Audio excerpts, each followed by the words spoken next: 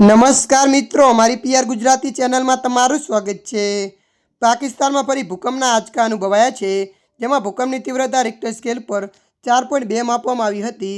પરંતુ આ બધાની વચ્ચે સોશિયલ મીડિયા પર ભૂકંપ અને બ્રોઝ હુમલાની ચર્ચા થઈ રહી છે। ભૂકંપનું કેન્દ્ર જાગસદરથી 19 કિમી પૂર્વમાં નોંધવામાં આવ્યું છે।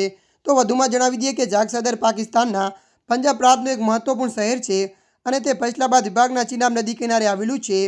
પરંતુ આ ભૂકંપ ફક્ત ભૌગોલિક ઘટના નથી, તે વ્યૂહાત્મક રીતે ખૂબ જ સંવેદનશીલ વિસ્તારમાં થયો છે। મળતી માહિતી અનુસાર વધુ જણાવી દઈએ કે આ બધાની વચ્ચે સોશિયલ મીડિયા પર બ્રોઝ મિસાઇલની ચર્ચા વધુ જોર પકડ્યું છે। નેશનલ સેન્ટર ફોર સિઝમોલોજી અનુસાર સાંજે 7:20 કલાકે ભૂકંપની તીવ્રતા રિક્ટર સ્કેલ પર 4.2ની માપવામાં આવી હતી અને તેનું કેન્દ્ર જાગસદરથી 19 કિમી પૂર્વમાં સ્થિર હતું। ત્યારે મિત્રો, હાલ માટે આટલું। મળીશું નવી અપડેટ સાથે। જો તમને અમારો વિડીયો પસંદ આવે, લાઇક, શેર અને સબસ્ક્રાઈબ કરી નાખજો।